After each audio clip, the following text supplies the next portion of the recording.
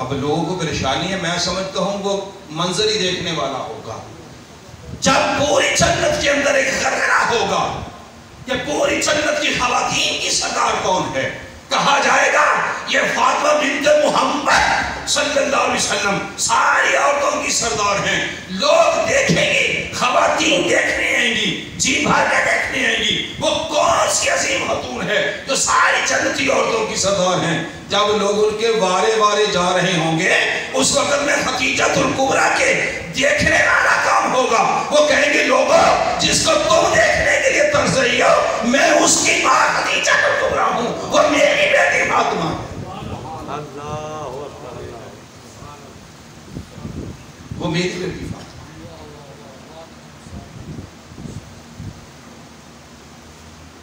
ماں ساری جنتی عورتوں کی،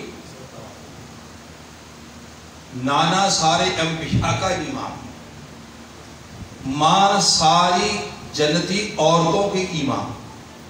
امام عربی کا لفظ ہے، اس کا معنی سردار، لیڈر، اور خود حسن اور حسین جنتی جوانوں کے، بولیے جنتی جوانوں کے، تو یہ سارا قبیلہ ہی سرداروں کا ہے، یہ کائنات کے سردار ہیں۔ وہ حسین ابن علی، اب حسین ابن علی کا منصب سید الشہداء کیا ہے؟ بولیے سید الشہداء، امام عالی مقام۔ جنت سے جوڑے آئے یہ ٹھیک ہے، فرشتوں نے پنگوڑا ہلایا یہ ٹھیک ہے، میرے آقا کریم نے کندھوں پہ اٹھایا یہ ٹھیک ہے، جنتی جوانوں کے سردار ہیں۔ لیکن آج پوری دنیا کے اندر ذکر حسین ان وجوہات کی بنا پہ نہیں ہوتا، جس وجہ سے ہوتا ہے وہ وجہ یہ ہے کہ جب اسلامی نظام عدل لٹنے لگا، اسلامی معیشت برباد ہونے لگا، اسلامی نظام سیاست برباد ہونے لگا، اقربا پروری بڑھنے لگی، قومی حکومت لٹنے لگی، بیت المال پہ لوگ چوہے کی طرح سے اسے کاٹنے لگ گئے، جب ہر چیز برباد ہونے لگی اس وقت حسین سے برداشت نہیں ہوا۔ حسین ابن علی نے اس جابر اور ظالم حکمران کے سامنے کھڑے ہو کے کلمہ حق کہہ دیا۔ جب سے کلمہ حق کہا ہے تب سے حسین کا ذکر رکنے کو آ نہیں۔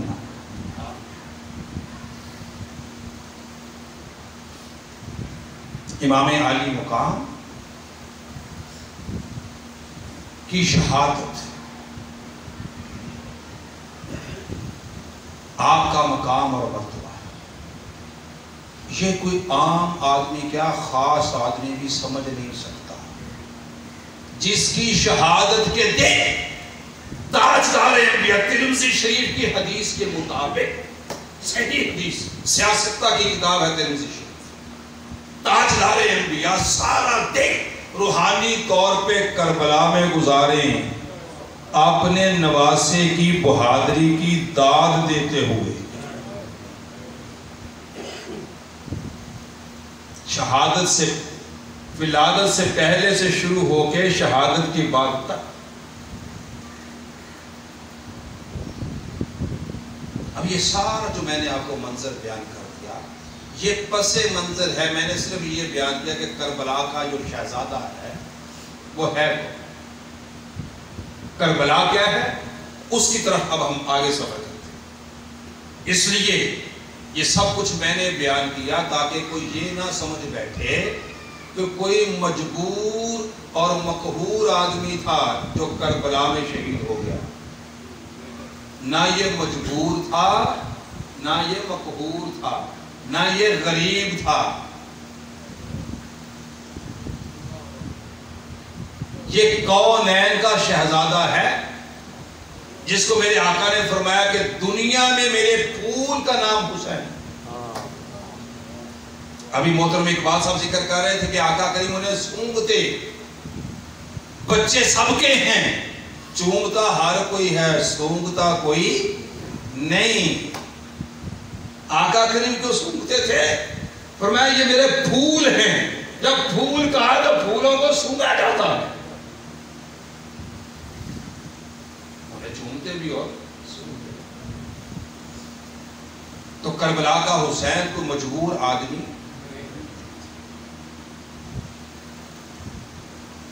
اس امام عالی مقام نے جو اتنی بڑی قربانی دی, آئیے اس کو قرآن کی روشنی میں دیکھیں. قرآن مجید فرقان حمید سورہ البقرہ آیت نمبر 153 دوسرا پارہ. قرآن مجید نے ارشاد فرمایا یا ایھا الذین آمنوا استعینوا بالصبر والصلاۃ ان اللہ مع الصابرین.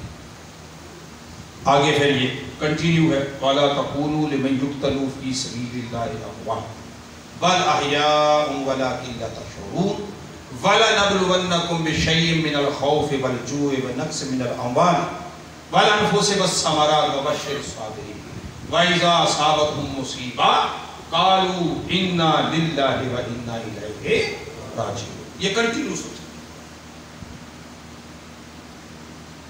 اللہ کریم نے ارشاد فرمایا اے ایمان والو نستعینوا بالصبر والصلاۃ. فرمایا اللہ سے مدد مانگو بذریعہ صبر اور نماز. صبر اور نماز کے ذریعے سے بولے مدد مانگنے کس سے؟ پہلے ذکر نماز کا ہے یا صبر کا ہے؟ بولے نستعینوا بالصبر, فرمایا صبر اور پکائے ذرا صبر اور پہلے ذکر کس کا ہے؟ یہ کلام کسی فلسفی کا نہیں کہ بعد میں امینڈمنٹ آ جائے کہ غلطی لگ گئی. یہ کلام الہی ہے, پیٹنٹ کلام ہے, حتمی کلام ہے, کبھی کائنات میں اس پر تبدیلی ہو نہیں سکتی. رب کائنات نے فرمایا اے ایمان والو تم مدد مانگنا مجھ سے. مولا کس کے ذریعے سے؟ فرمایا تمہیں تلقین کر رہا ہوں صبر اور پہلے ذکر نماز کا نہیں کیا, پہلے ذکر آپ اور میں سمجھتے ہیں سب سے اعلیٰ طریقہ رب سے مدد مانگنے کا نماز ہے, اور مولا فرما رہا ہے نہیں, مجھ سے مدد مانگنے کا سب سے بہترین طریقہ صبر ہے.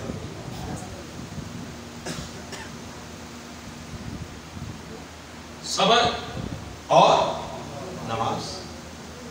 اب صبر کا سن لیں کہ صبر کا معنی یہ ہوتا ہے کہ آپ پہ کوئی ایسی چیز آ جائے جس پہ آپ سمجھتے ہو کہ اب میری طاقت جواب دینے لگی اور جبر بڑھنے لگا, تو اب میں اپنے رب کو مدد کے لیے پکاروں. اس کا معنی ہے کہ ایمان والوں پہ ایسا وقت آئے گا جب انہیں ضرورت پڑے گی کہ وہ رب سے مدد مانگے, اور مدد مانگنے کا طریقہ مولا نے ڈیفائن کر دیا کہ صبر اور نماز کے ذریعے سے. اب دو سے مدد مانگیں گے, لیکن قرآن مجید کا اسلوب دیکھیے.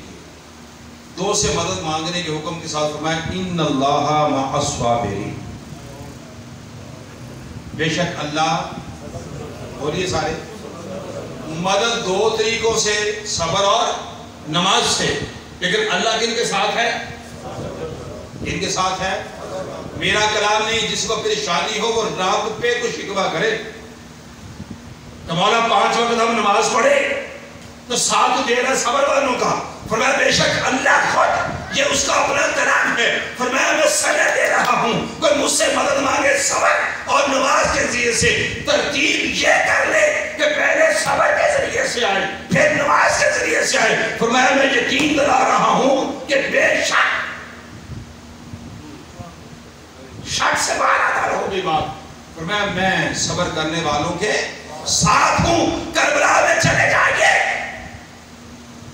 مدینے سے لے کے 10 محرم کی دوپہر تک شہادت امام عالی مقام کی ذاتی شہادت سے پہلے تک کل صبر ہے, کل صبر ہے. لوگوں یہ تھوڑا صبر نہ تھا, در مصطفیٰ کو چھوڑ کے نکل پڑنا, پوچھئے ان سے جو 2 لاکھ خرچ کر کے کبھی مدینہ عمرہ کے لیے چلے جائیں، ان سے پوچھئے مدینہ چھوڑنا کتنا مشکل ہے۔ جس حسین کے شب و روز دن رات اس نانا کے پاس گزرے ہوں، جس مدینے میں اس کے نانا آرام فرما ہو، اس کی ماں آرام فرما ہو، اس کا بھائی حسن مصطفیٰ آرام فرما ہو، اس مدینے کو چھوڑ کے نکلنا کتنا صبر آزما کام تھا۔ حسین ابن علی کو قرآن خوب یاد تھا۔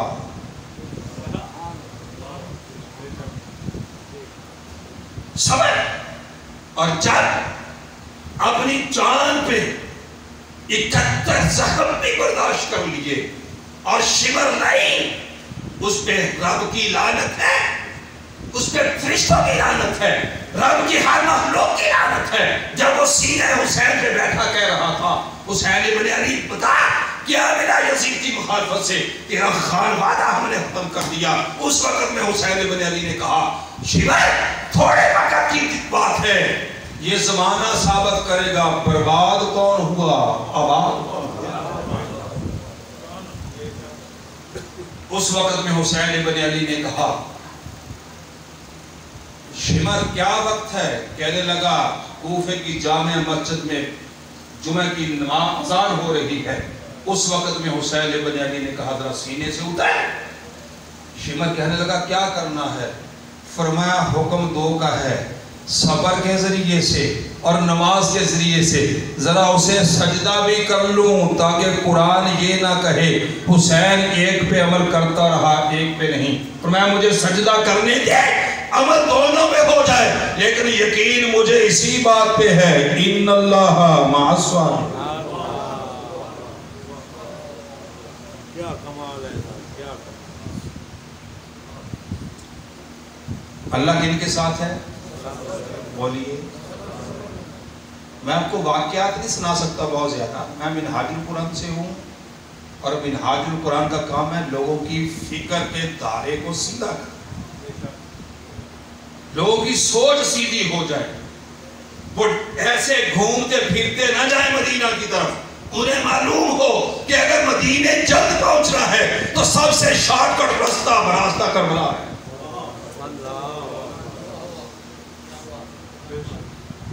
مدینے والے سے ملنا ہے تو شارٹ کٹ راستہ حسین ابن علی کی غلامی۔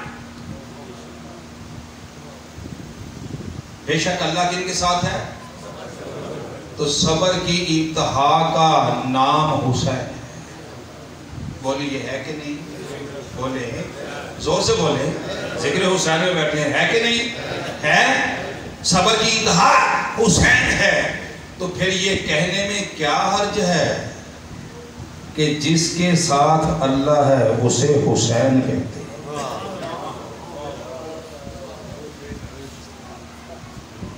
سند ہم نے خود نہیں کری۔ اگر یہ یقین ہے کہ صبر کی انتہا کا نام حسین ہے تو پھر قرآن کہہ رہا ہے ان اللہ مع الصابرین، اور میں صبر کرنے والوں کے ساتھ کون ہے؟ اللہ ہے۔ اب اللہ آپ کو ڈھونڈ رہے ہیں، اب نے اللہ کو ملنا ہے، رب کی تلاش ہے، لوگوں کہیں اور ملے نہ ملے درے حسین میں رب مل جائے گا۔ قرآن سند دے رہا ہے میں صبر کرنے والوں کے ساتھ ہوں، اور صبر کی انتہا کا نام حسین ہے۔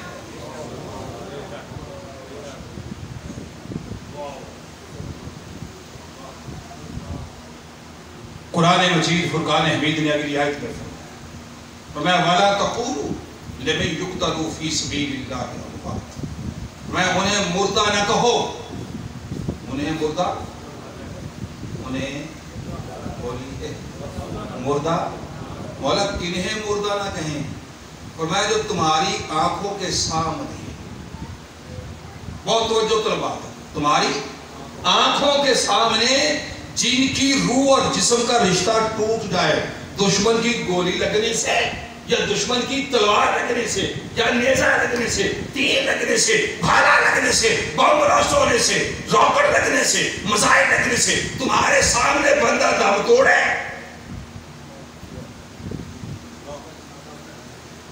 تمہارے سامنے،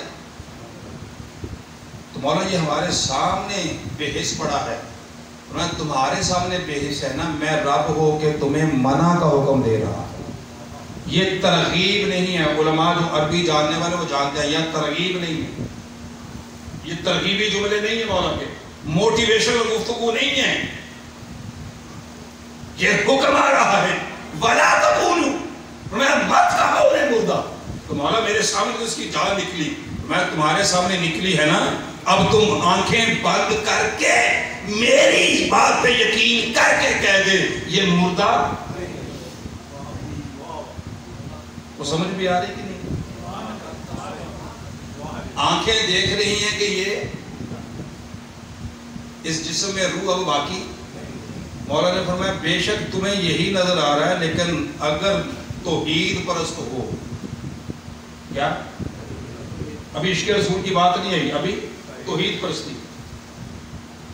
جس کو توحید بہت پسند ہے فرمایا توحید پرست سنے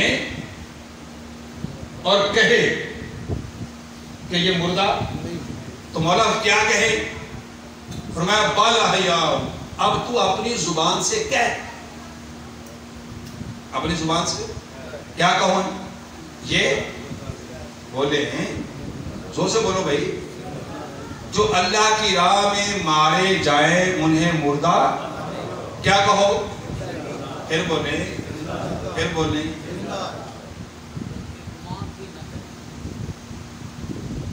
اب بندے کی وہ تو آگے جا کے آئے گا.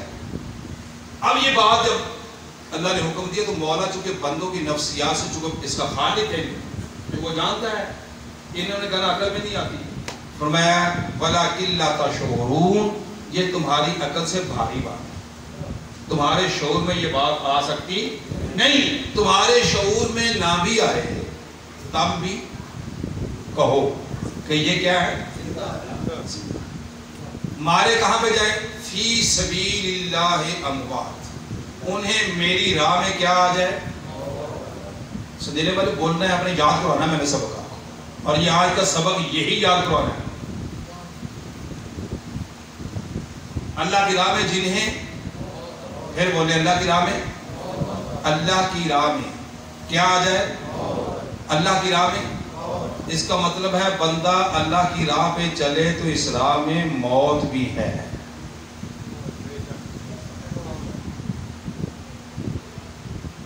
یہ اس لیے میں نے اتنا تکرار کیا کہ پاکستان نہیں, دنیا کے اندر ایک پریچنگ ہے, ایک تبلیغ ہے, ایک وویلا ہے, ایک شور ہے. وہ کہتے ہیں تم حق کی راہ پہ آ جاؤ, اللہ کی راہ پہ آ جاؤ, پھر ستائی خیر پھر کوئی تکلیف ہوگی نہیں. تکلیف تو چھوٹی بات ہے, تیر کا لگنا تو چھوٹی بات ہے, گھٹنے کا کٹ جانا چھوٹی بات ہے. تم میری راہ میں آؤ گے تو میری راہ کوئی پھولوں کی سیج نہیں, میری راہ وہ ہے جس میں چلتے چلتے محنت کرتے, جدوجہد کرتے, محنت کرتے. یہ وقت بھی آئے گا کبھی تمہیں موت بھی آئے گی, میری راہ میں آئے گی, راہ بھی میری ہوگی. نہ سمجھنا کہ اگر حق کی راہ ہوتی تو موت نہ آتی. کئی لوگ ناہنجار یہ کہتے رہتے ہیں اگر حق کی راہ تھی تو پھر یہ تکلیفیں کیوں ہیں, یہ پریشانیاں کیوں ہیں, یہ سب کچھ کیا تھا. اگر حسین حق کی راہ پہ ہے, لوگوں حسین حق کی راہ پہ نہیں, حسین خود حق ہے. حسین حق پہ نہیں. بولے میں ذمہ دار ہوں, منہاج القرآن کا پلیٹ فارم ہے, کوئی ایسے نہیں ہے, کوئی بازاری گفتگو نہیں ہو رہی. حسین خود پھر بولیے حسین خود ہے. یہ وہ حسین ہے جس کے لیے قرآن نے کہا صراط الذین انعمت علیہم. اس حسین کا راستہ ہر کوئی نمازی مانگتا ہے. یہ الگ بات ہے کہ نماز میں مانگنے کے بعد سلام پھیرے پھر سے خطرہ پڑتا ہے کہیں جان چلی نہ جائے, ورنہ صراط الذین انعمت علیہم یہ حسین.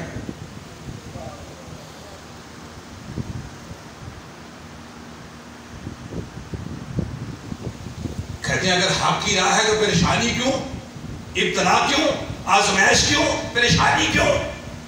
قرآن مجید نے اگلے آیت میں میں کنٹینیو اگلی آیت پڑھ رہا ہوں وَلَنَبْلُوَنَّكُمْ فرمایا اور ہم ضرور بے ضرور تمہیں آزمائیں.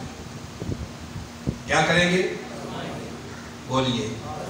اوپر ایڈریس ہو چکا ہے یا ایھا الذین آمنوا. آزمایا ہونے جائے گا جو دعویٰ کریں گے ہم آمنہ کے لال کے قول پر غیر مشروط ایمان رکھتے ہیں. آزمایا ہونے جائے گا. اور جو اندر سے انہیں نہیں آزمایا جاتا. آزمایا اسے جائے گا جو ڈٹ کے کھڑا ہو جائے گا کہ میں محمدی ہوں, میں مصطفی ہوں, بس وہ دعویٰ کرے. فرمایا وَلَنَبْلُوَنَّكُمْ اے دعویٰ کرنے والے تیار ہو جا. وَلَنَبْلُوَنَّكُمْ ہم تمہیں بولیے سادہ سا لفظ نہیں ہے, ضرور بالضرور. عربی پڑھنے والے لوگ بھی کہیں کریں گے. کیا ترجمہ ہے؟ پھر بولیں. آپشن رکھا ہی نہیں کہ چاہیں گے آزمائیں گے تو چاہیں گے نہیں آزمائیں گے, یہ آپشن نہیں. must be very clear. کوئی یہ نہ کہے کہ نہیں آزمایا جائے. وَلَنَبْلُوَنَّكُمْ میں تم ضرور بے ضرور آزمائے جاؤ. ہمیں ہم آزمائیں گے. مولا تم آزماتا کیوں ہے؟ اور میں آزماتا اس لیے ہوں کہ میں نے انہیں دینے ہوتے ہیں اعلیٰ مرتبے, اعلیٰ رتبہ. تو پھر لوگ یہ نہ کہیں کہ بندہ تو یہ بھی 5.5 فٹ کا تھا, 5.5 فٹ کا میں, آنکھیں اس کی بھی 2, آنکھیں میری بھی 2, ناک اس کی بھی ایک میری بھی ایک, اس کے بھی 2 ہاتھ میرے بھی 2 ہاتھ, میں بھی اتنا ہی کھاتا ہوں, اسی خاندان کا ہوں. فرمایا یہ نہ دیکھے, اب میں دیکھوں گا وَلَنَبْلُوَنَّكُمْ, اب میں آزمائش کو بھیجوں گا. مولا یہ طریقہ تیرا کب سے ہے؟ میں پتہ کب سے ہے؟ فرمایا جب سے میں نے انسانیت کو پیدا کیا تب سے ہے. اسی سورت کی آیت پہلے چلے جائیں, 124 نمبر آیت ہے. وَإِذَا ابْتَلَىٰ إِبْرَاهِيمَ ہم نے اپنے ابراہیم کو آزمایا.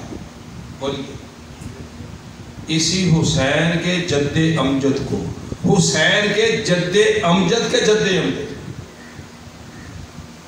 ہم نے ابراہیم کو آزمایا. مالا کیوں آزمایا؟ ہم نے اسے بنانا تھا خلیل اللہ.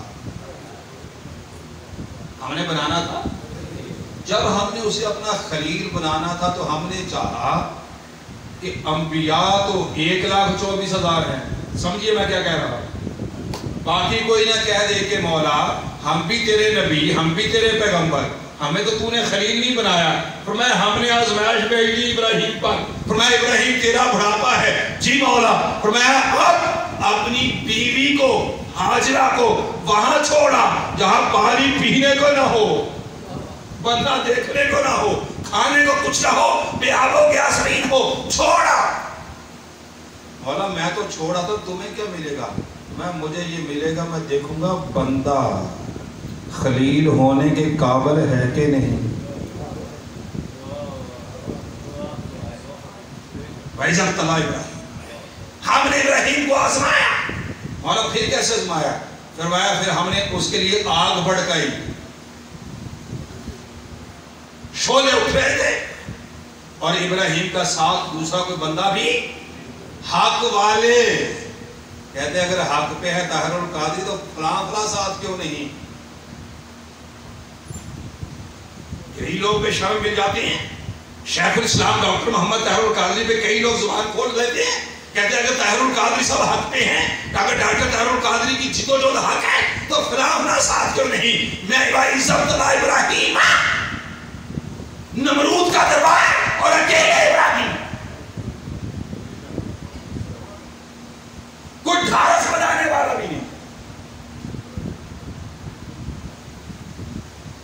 فرمایا ہم نے اپنے ابراہیم کو آزمایا, اور اس کے سامنے جب آگ نمرود نے کہا تھا دیکھ لو جلا کے راکھ کر دے گی, اور میں کوئی بات نہیں, اس کو ایک جو مانا ہے, جب مانا ہے تو وہ ڈرنے کیسا. چھلانگ لگی, ابراہیم علیہ السلام کامیاب رہے, آگ ٹھنڈی. فرمایا اب تیرا بیٹا ہو گیا ہے, 90 سال کی عمر میں تیرے پاس ہے اسماعیل, تیری آنکھوں کی ٹھنڈک ہے. جی مولا. فرمایا اب اسے میری راہ میں کیا کر دے. بولے وَإِذَا ابْتَلَىٰ إِبْرَاهِيمَ ہم نے اپنے ابراہیم کو آزمایا.